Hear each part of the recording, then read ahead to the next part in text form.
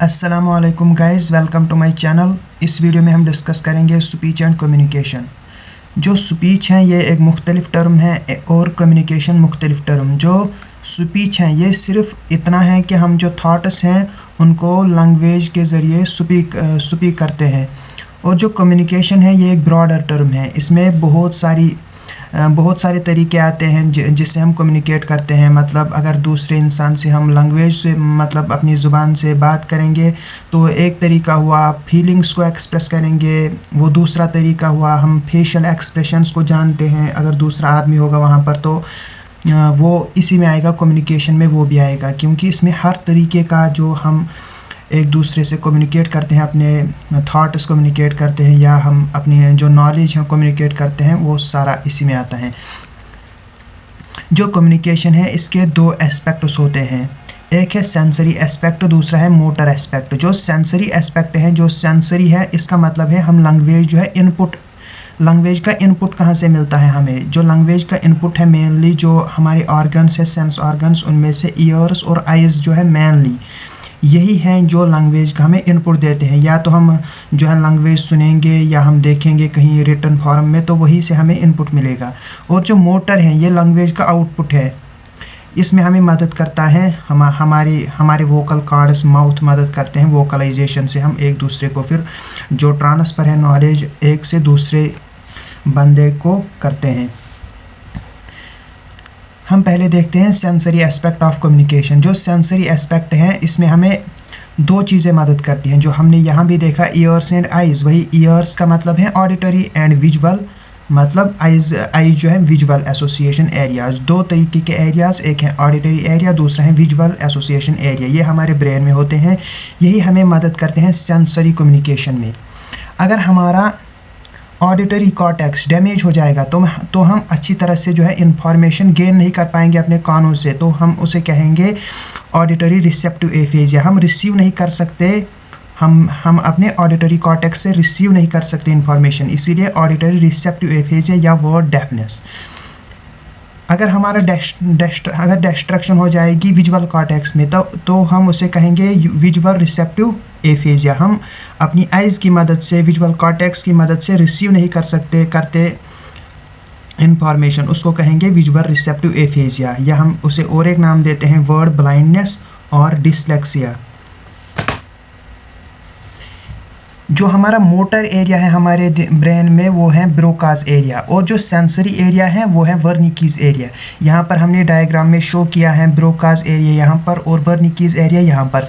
जो Broca's area है ये प्रीफ्रंटल और प्रीमोटर कॉर्टेक्स में क्या है, लोकेट हैं। और जो वर्निकीज एरिया है ये पोस्टीरियर सुपीरियर टेम्पोरल गायरस में।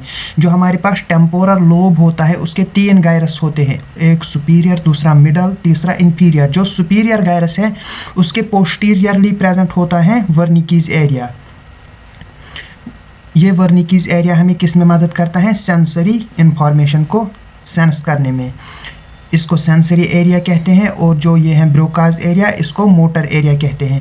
यहाँ पर होता है एंगुलर गायरस, जो यहाँ पर होता है ये एरिया इसको कहते हैं एंगुलर गायरस। और जो यहाँ पर ये है आर्केड फैसिक्युलस, ये होता है नर्व फाइबर्स का एक ट्रैक्ट जो ज्वाइन करता है वर्निकीज एरिया को, या हम कहेंगे एंगुलर गायरस को, किसके साथ, ब्रोकास एरिया के साथ। वर्निकीज एरिया को ब्रोकास एरिया के साथ जो कम्युनिकेट करते हैं नर्व ट्रैक्ट्स, नर्व फाइबर्स के ट्रैक्ट्स, उसको हम कहते हैं आर्केड फैसिक्युलस। यहाँ पर होता है ये मोटर कॉर्टेक्स।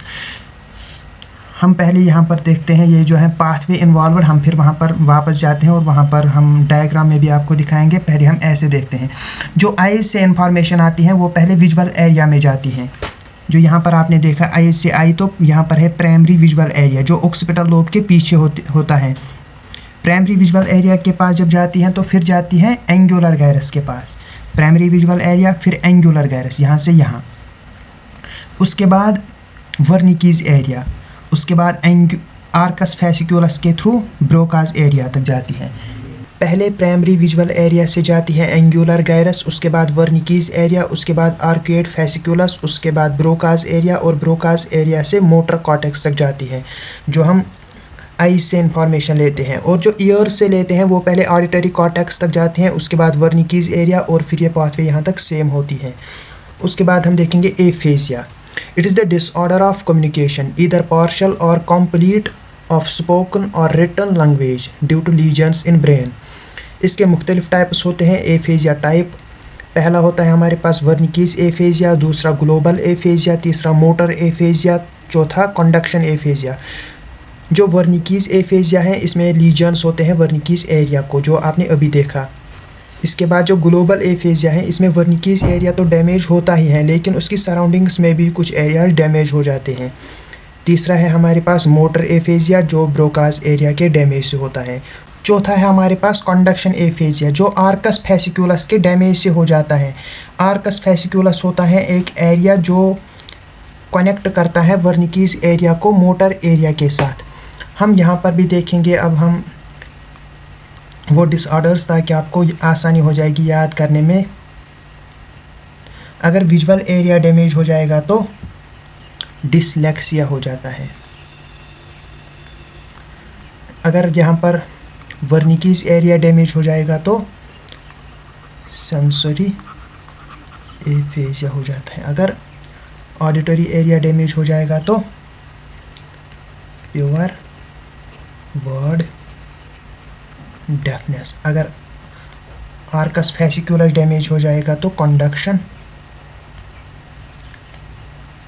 एफेजिया। अगर ब्रोकाज एरिया डैमेज हो जाएगा तो मोटर एफेजिया।